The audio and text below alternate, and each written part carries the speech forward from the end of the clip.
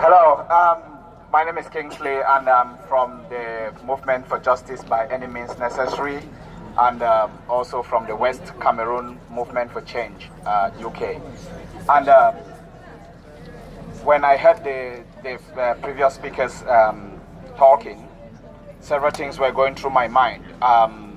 When you hear the stories of slavery, and you hear the stories of what our sisters auntie had to go through, and you ask the question, what would that happen if they weren't black?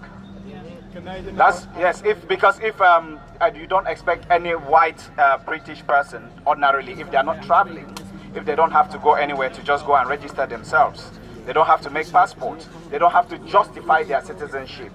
But her auntie had to do that for one simple reason, because she's black. And they had to identify where she originally was from because of the color of her skin. So basically what I'm saying is institutionalized racism. And it works in a way which has been hidden for so long, for way too long, through the systems of immigration, detention, and deportations. Because we are talking about the ones we know. There are hundreds and hundreds of people who have been deported to the Caribbean, to Jamaica, to Nigeria, people who are British, we don't know about. These people go to countries that they've never known. They suffer from a lot of stress, they suffer from depression because they cannot integrate into a society they don't know, and some of them end up dying. And we know of a lot of cases of people who have died in detention. Some have died in Morton Hall here in Lincolnshire. Some have died in Yarlswood. Some have been raped in Yarlswood. And all this happens because they have made it such that we don't talk about these things. And I think that, you know, the best thing that ever happened is that this Windrush scandal occurred. Because for once, we are standing up as a people and calling it as it is. And if we keep quiet, because the media has kept quiet about Windrush, but if we keep quiet, then you know what, our children will have to do the same thing all over again. We cannot keep quiet. We cannot stop until we get total justice for every person who has suffered from the previous government right to the Theresa May government. Everyone who has suffered under this policy called the hostile environment that disproportionately targets black people, black communities, migrant communities. I asked a question. You talked about wars. When we were chanting, we say, who fought in the wars? Yes, our people fought in the wars. My country, Cameroon, is today caught in a civil war because of what the British and the French did in 1916 when they came there. We did not start the First World War. We did not know what it was about, but our communities were broken and we are suffering the effects today. Our parents were brought over from Jamaica, from the Caribbean. After they had been shipped from Africa across, they were moved over to this country to build this country. And today they still continue to suffer the effects of all those actions, and people think that we have to keep quiet.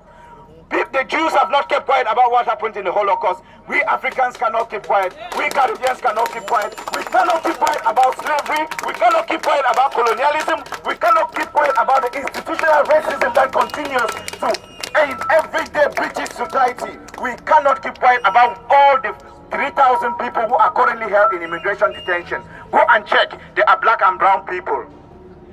The Germans who were fighting the British in the First World War and the Second World War, they will walk into there freely and have everything that British society has to offer. But the Caribbean people who came here as citizens to rebuild this country after the Germans had broken it have been deported back to Jamaica. That is totally unacceptable.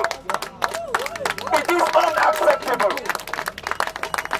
We cannot sit down and make it look like it's just, when they say Windrush, some people think that it's just about a few people who came on a ship. No, it is about a culture that has gone for way too long. Generations upon generations have suffered it. And I was just talking to my brother there and I said something. I said, if we don't stop, what will happen soon is, someone like me who wasn't born here, one day they will come and tell me that, well, we just gave you that passport, we can take it back.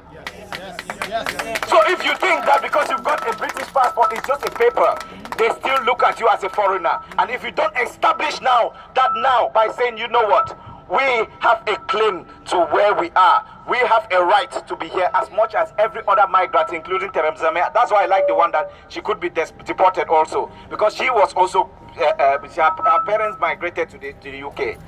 And when they begin to treat others because of the color of their skin, because of their backgrounds, and we begin to treat them differently, we say we cannot have it. We say we are going to stand, we are going to continue to build this movement, we are going to call on all people who stand against injustice and racism in any form to come together and make sure that this movement continues to grow and that our voices will not be silenced until racism in all its forms has been eradicated from British society. Thank you.